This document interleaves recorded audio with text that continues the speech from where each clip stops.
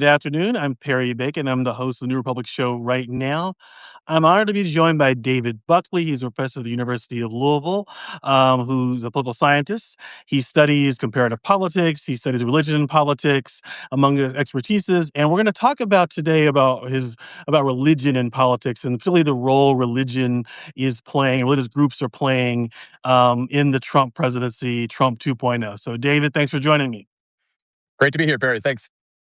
So let me start by I'm gonna go through different religious groups. I think that might be helpful as a way to think about this, to think different groups in the U.S. and how they're playing a role. So I want to start with sort of um, Protestants who are for Trump. I like to talk about, and so I want to think about like just the old story was basically white evangelicals were a big part of the Republican Party, and they were pushing kind of pro-life and maybe anti-LGBT policies along with Republican politicians. I think that's not, but I think things have changed now. So like Protestants who are on Trump's side, what are they doing right now?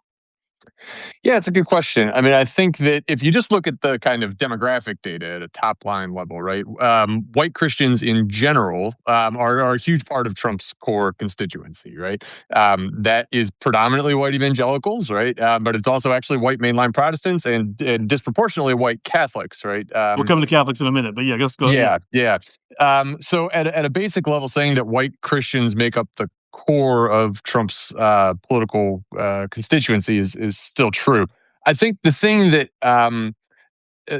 has maybe started to change is that the first term kind of rationale that this was essentially a bargain being made by sort of social conservatives in exchange for justices who would make progress on Roe, for a president who they weren't personally enthusiastic about, but who they went along with because they were making a kind of calculated judgment rooted in their social conservatism.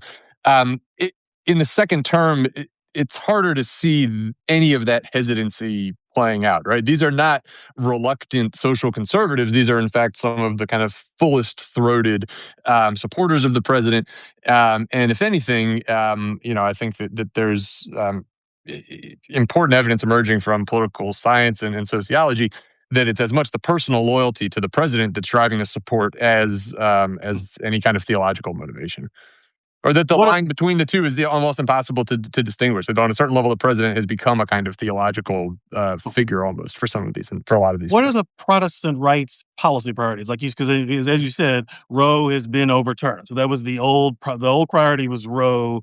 And to some extent, gay marriage is legal and probably going to stay that way. So, what are the policy priorities of today's Protestant Christian right?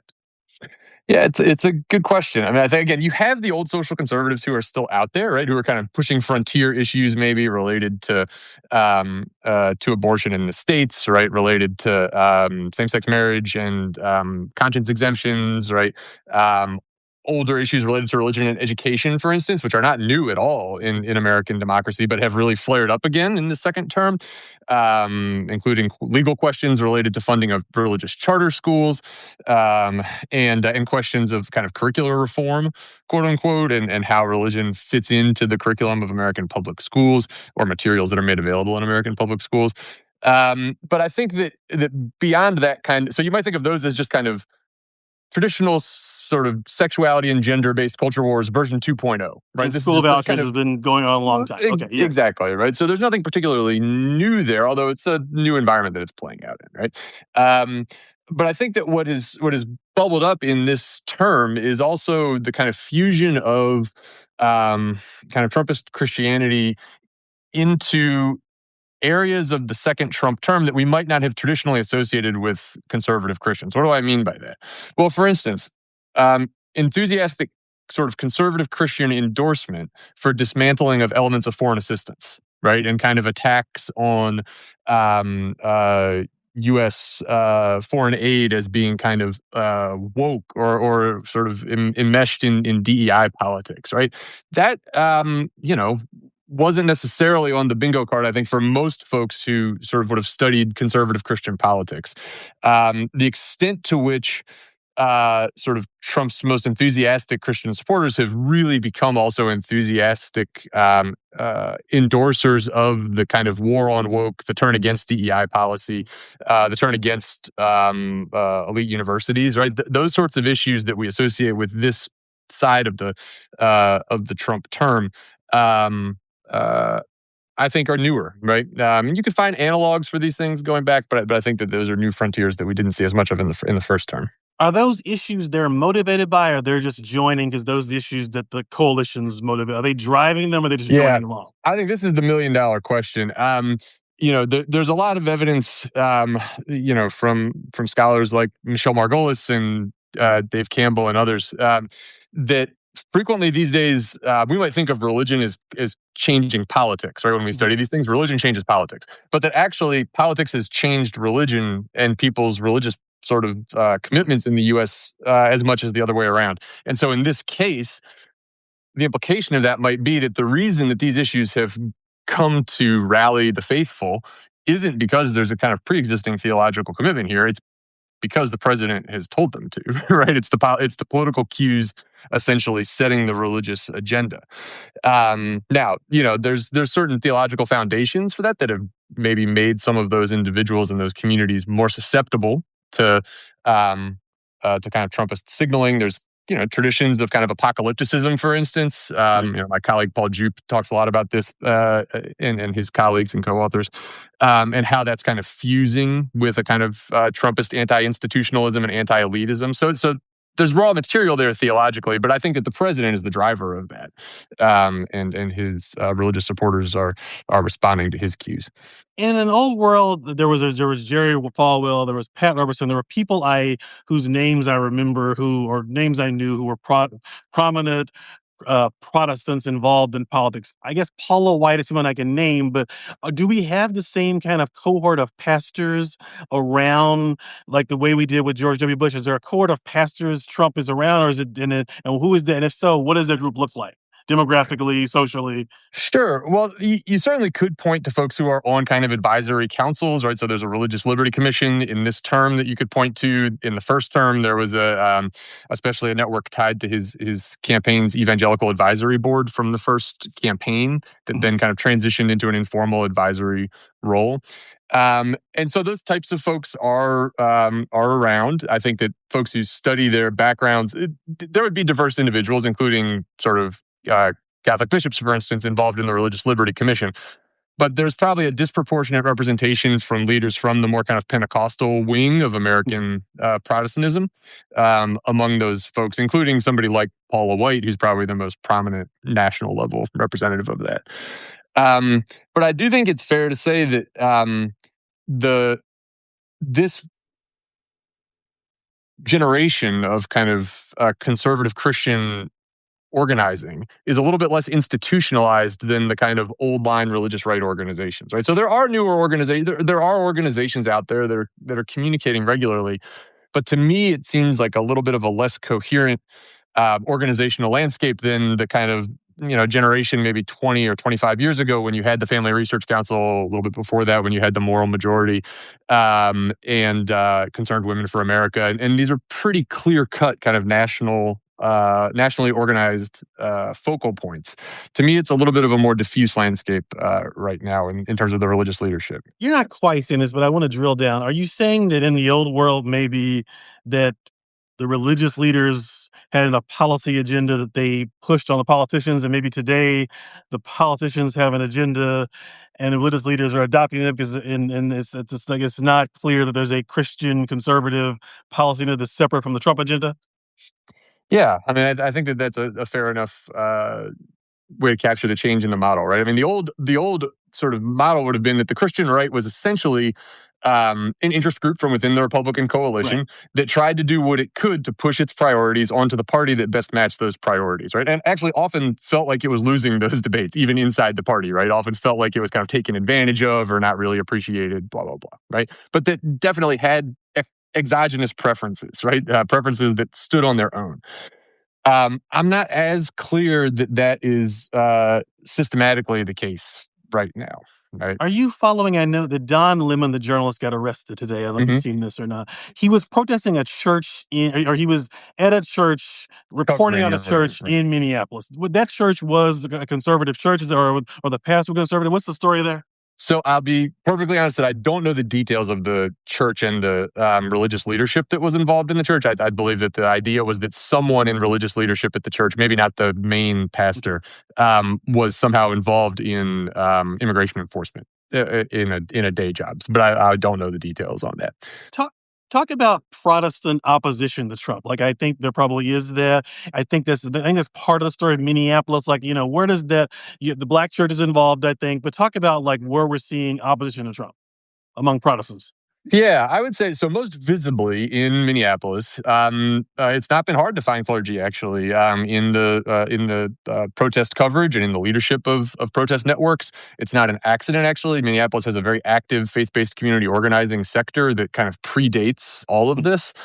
Um, and the infrastructure of that sector does have a heavily Protestant foundation, not only but heavily, and it's in denominations that we would typically associate with mainline Protestantism as scholars, which we would usually contrast with evangelicalism as a tradition. Presbyterian, Episcopalian, what are we talking about here? Episcopalians, United Methodist Church, maybe Evangelical Lutheran Church in America. Those Presbyterian, PCUSA, Presbyterian Church USA, United Church of Christ. Sorry if I'm forgetting anyone off the top of my head. But those are the kinds of denominations that we're talking about.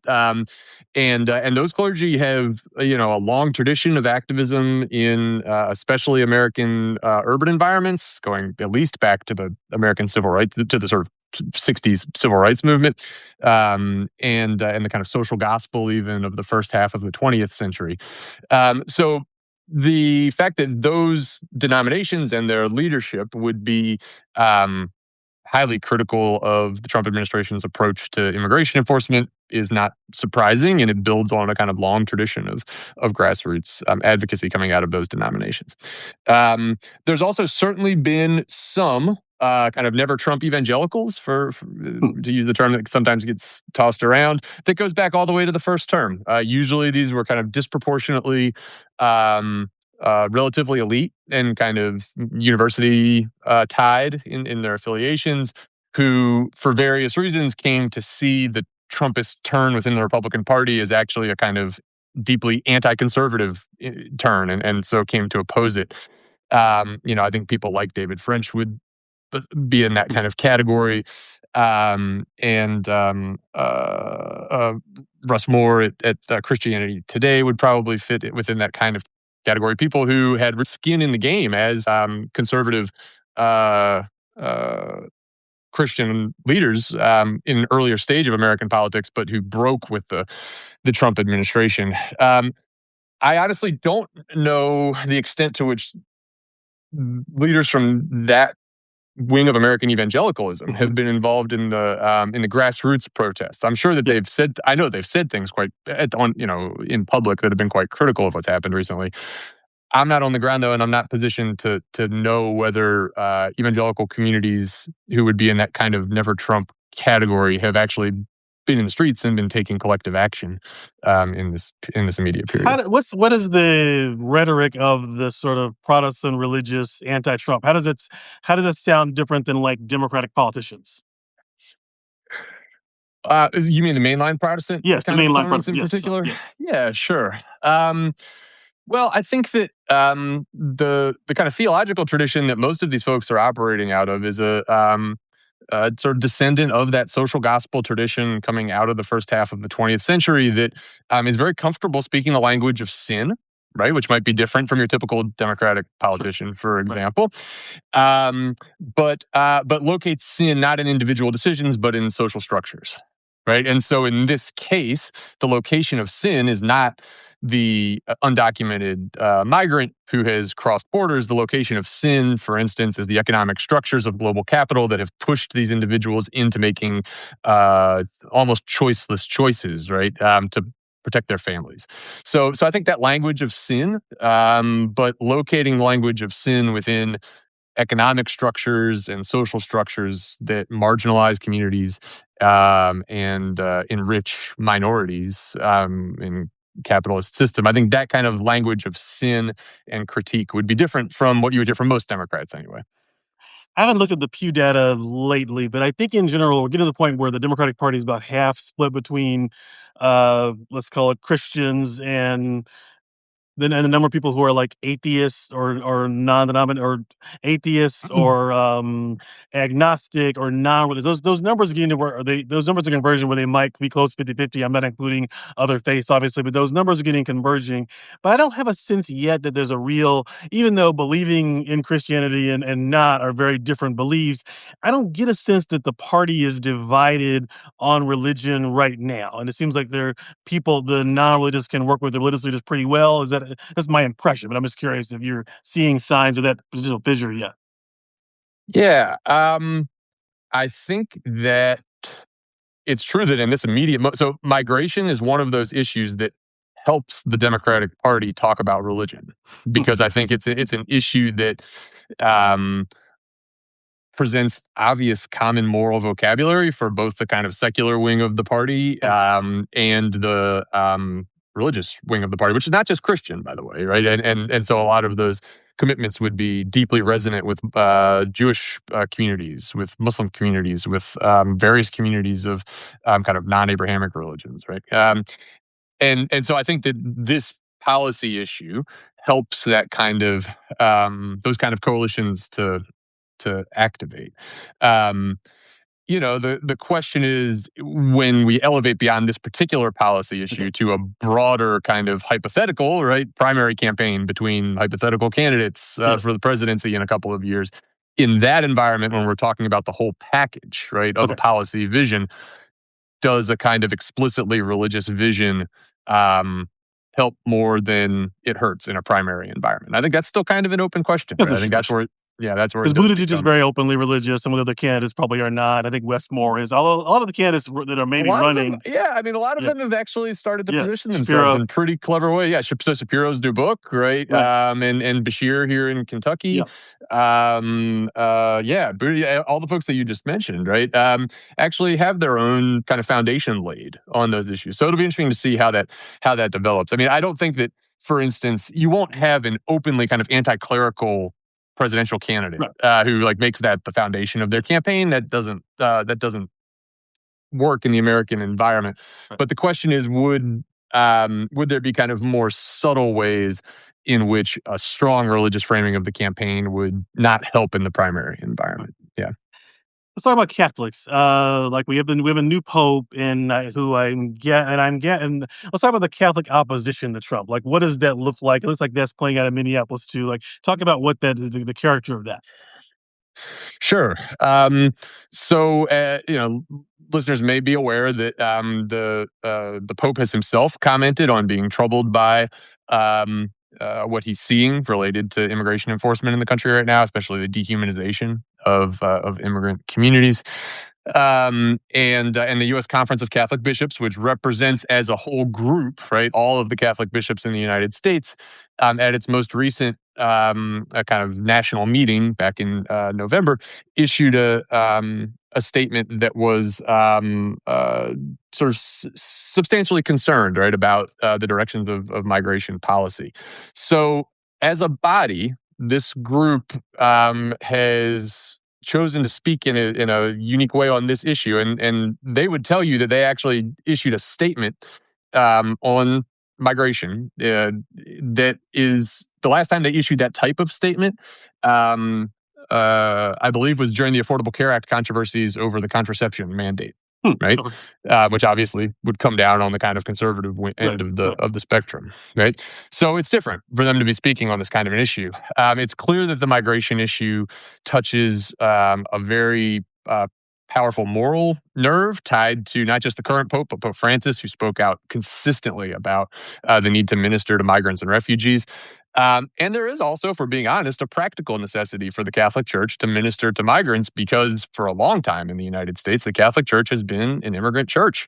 And this goes back to the Irish, and it goes back to the Germans, and then the Italians and the Poles, and now, right, the Vietnamese and Latinos, and et cetera, right? So there is just a very, very practical need for Catholic leaders to minister to their flocks that makes this issue different, I think. And they also see it on the front lines, not just at a high level kind of abstract theology, but also the practical ministry that Catholic charities all around this country, especially along the border and in other cities with large immigrant populations, the practical work of ministering to these communities is carried out in our cities and in our border areas, in not only, but in large part by religious charities, and a lot of those are Catholic charities affiliates in our communities. Most Latinos in the U.S. are Catholic still. Is that correct? The Protestant number is growing, but I believe that, yeah, I think that most is still accurate. That number most. It is decreasing, right? So you're seeing a growth in both, actually, sort of evangelical Protestantism, but also the religiously unaffiliated, right? Which is a real thing that's growing in America's kind of non-white communities in general. But yeah, I'm fairly certain that most is still an accurate number. Yeah. And then describe talking about Catholic support for what Trump's doing. I mean, I guess it's complicated. If you're a Catholic bishop who's conservative, but are there Catholic leaders who are conservative on immigration too? This issue, yeah. Well, so there are certainly lay Catholic leaders who are conservative on immigration. There's Okay, one right. who's living in the in the vice president's residence, Yes, right, right yes, now, right, for right. instance, right? And you could point to other leaders within the administration who are quite comfortable actually making explicitly kind of moral arguments in favor of the need to enforce laws and have order and that sort of thing. So on the lay side, there's no doubt about it that exists, and a number of those leaders, most prominently the vice president, have at times been quite comfortable actually about even pushing back on religious leadership, right, including criticizing statements that are coming from Catholic bishops, either as being ill-informed or out of their area of expertise or something like that.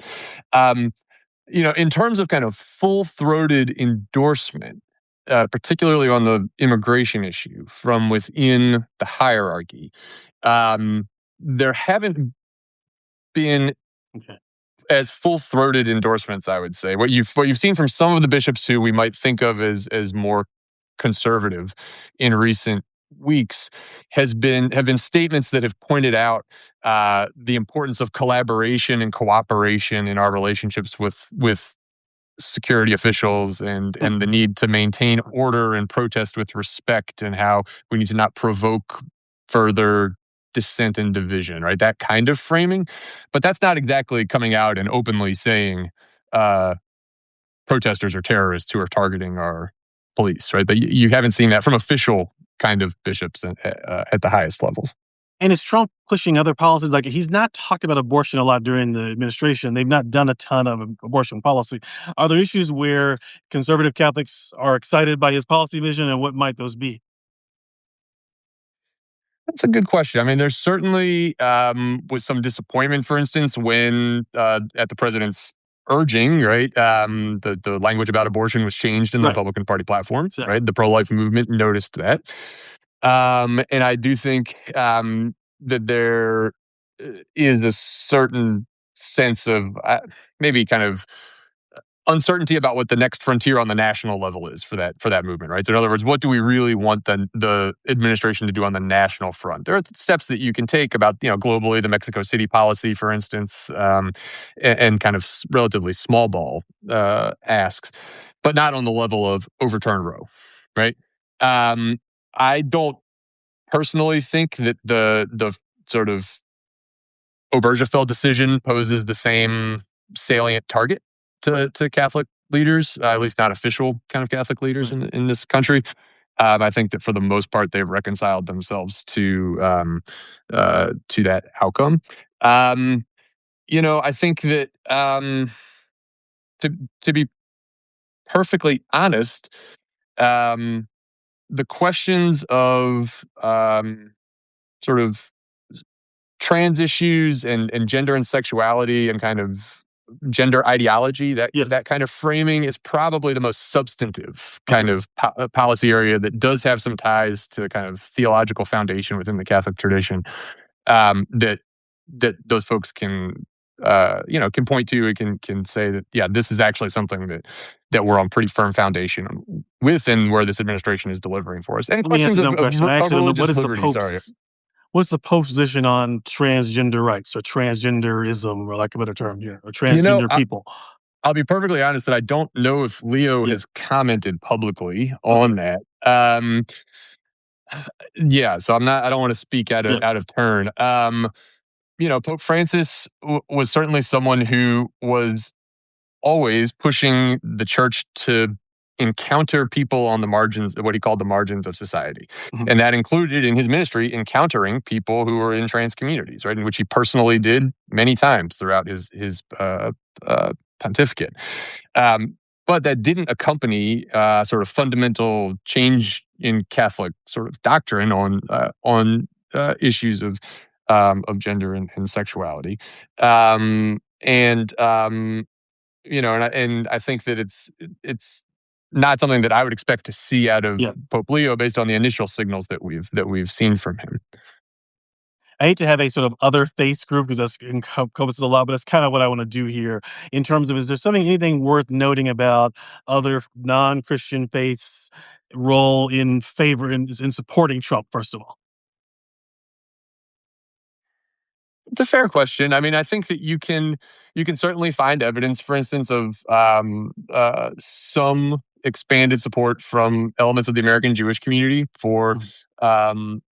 the Trump administration, especially tied to orthodoxy within the American Jewish community. Not all Orthodox Jews, for sure, but if you look at survey data, there's a pretty clear, actually, Yeah. sort of partisan divide between American Jews who identify as Orthodox and other American Jews. And that goes back to the first term. It's not a surprise, and we still Right. continue to see that in this term. Um, you know, in terms of the American Muslim community, in the last election, there's pretty, I think, strong evidence that the Biden administration's approach. Well, who knows why, but I suspect that it's because of the Right. Biden administration's approach to the war in Gaza, and Israel's role in that, and our role in that as a country. Um, that you saw, for instance, voter turnout decrease in Yeah. some of the more Muslim-heavy parts of the country, probably most famously right in and around Dearborn. So, like, that's different than kind of full-throated support for Trumpism, Right. right? And I would actually suspect that if I haven't seen, it's tricky to survey small religious minorities, but Mhm. I would expect um, that we would see a kind of cooling of support in the American Muslim community even since the election. Um, Sort of other parts of the American religious landscape that are interesting to maybe think about. I mean, the other one that is interesting is the American Mormon community, actually, or Okay. the Church of Latter Day Jesus Christ of Latter Day Saints. Um, from All I the really first, follow is like Mike Lee used to be against Trump and now has become very pro-Trump. And I think right. Utah's election results, Trump did much better in 2024 than 2016, I think, if I remember correctly. Yeah, Yes. although that's because of the nature of the ballot and who wasn't on the ballot. Who was on Right. the ballot in 16? Evan McMillan Evan Bellin, right, in right, right, right. Yes. 2016, right? Yeah. He wins I forget, I don't remember off the top of my head, but he wins A real a number of votes. large percentage, a real number. Yeah, he gets a real number, right? And that's in large part because of Mormon support, and that's gone. So Trump's number does go up, but it doesn't go up to where you would expect a kind of normal Republican to be, right? And then there is evidence that the Mormon, or that the Latter Day Saints community is still less, I don't know what to say, less Trumpified than the rest Mhm. of white Christianity, right? Now, I don't know what that looks like long term, but it seems to be one sector that has not become as fully Trumpified as other portions of American Christianity have. Um, yeah, same. Let me drill down and finish here on Sure. Minneapolis, because we're seeing this great. I mean, it looks to me like there's a lot of activism happening in Minneapolis. I was thinking about the fact that we have this growing religiously unaffiliated population in the country, and I'm trying to figure out what does that mean for religion and politics ultimately. And I don't think the answer is we.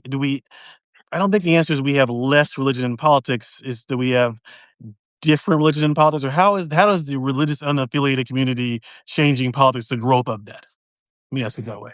Sure. Yeah. Again, it's a good question. This is probably the most important, like, big picture structural change in religion in U.S. politics of the last 25 years, at least. Right. So, for listeners who might not be familiar, the so-called nuns, those who will say that they don't have a religious affiliation, are now on their way to being upwards of a third of Americans, almost. Right. And it's true that there's some evidence that that's leveled off, maybe just short of a third, but still, that's an increase of many-fold from just a few decades ago. Okay. So, but I think you're right that it's not going to take religion off the American political agenda, in part because there's still, a strong kind of floor of religiosity in American society, right? So maybe the ceiling of that religious influence has come down a bit, but the floor is still well above, like, secularized societies in Western Europe, for example, right? I just don't think we're going down that road. And because that floor is still pretty robust, there's a foundation in place for public engagement, and it's not all about conservative Christianity, right? It's also going to be, especially in America's cities, tied to the longstanding urban infrastructure of American religion.